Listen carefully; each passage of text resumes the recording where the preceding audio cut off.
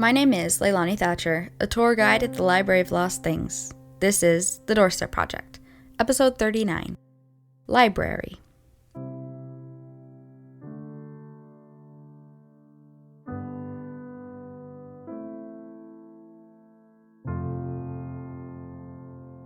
Today we're talking about books.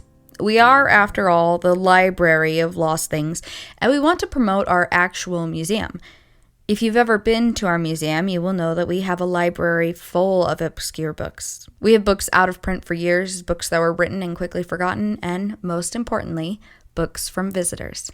You see, it's estimated that up to 1 million books are traditionally published every year. If you add self-published books to that number, it's almost 4 million books in a year.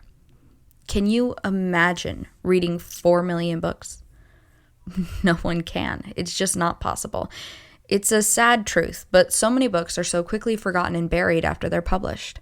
There's a high demand for good books, and an even higher supply, so many of which don't have the funding to market and sell their creative vision. This is not a modern problem, actually. Last week we talked about Edgar Allan Poe, who is traditionally considered the first detective fiction writer. The truth is, he was the first one that managed to publish his story widely enough that it became popular. A similar situation with Sir Arthur Conan Doyle and his detective Sherlock Holmes. Their notoriety, much like the authors of today, comes down to a combination of skill, an established audience, and a little bit of luck. You can actually find plenty of pre-Edgar Allan Poe mystery stories published in newspapers and magazines before and around the time of Poe's fictional detective. Some good, some bad. I'll have Gavin link a website in the show notes if you're interested.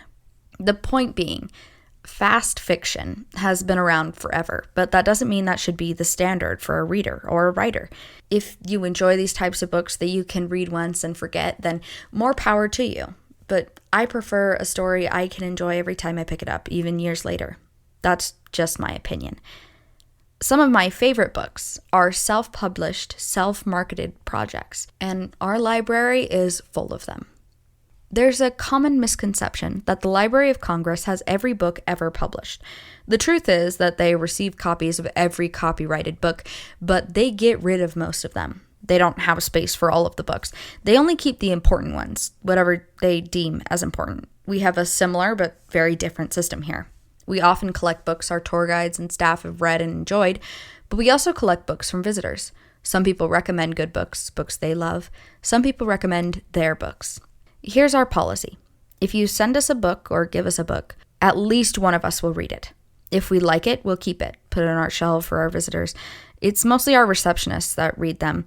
They tend to have more free time, so they pass the book around for a while to see if anyone enjoys it. We are honest, but we are fair. Not every book is for everyone.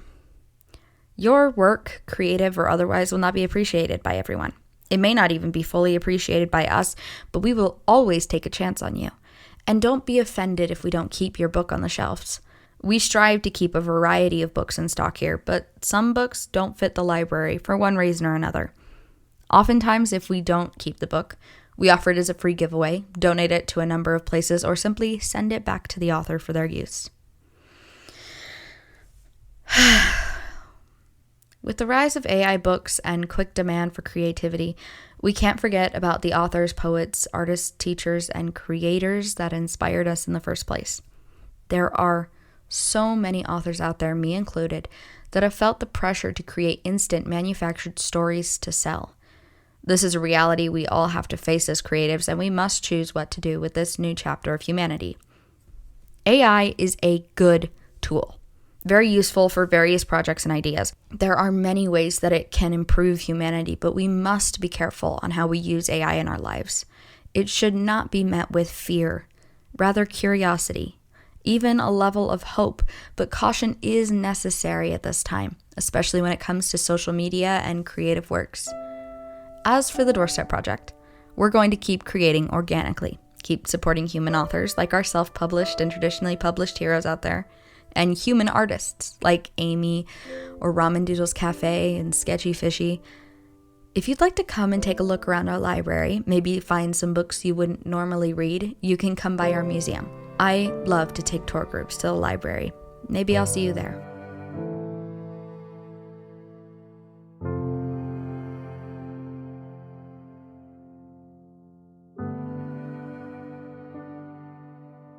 Thank you for listening to The Doorstep Project. This audio drama was created and produced by Family Friendly Podcasts. If you enjoyed the podcast, leave a rating and review on your podcast app of choice or share it with a friend.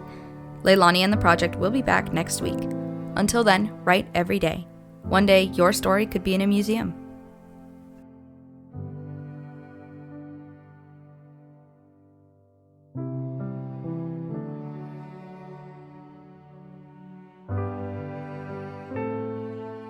The Doorstep Project is produced by Family Friendly Podcasts. It was written, edited, and performed by AJ Barton.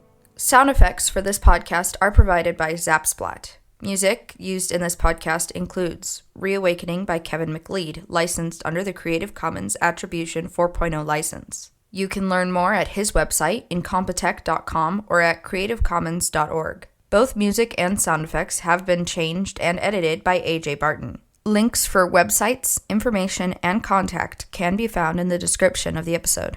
Would you like to submit your story or art to the Doorstep Project? You can find information for story submission at familyfriendlypodcast.com/The Doorstep Project. Information on CC by 4.0 licenses can be found at creativecommons.org.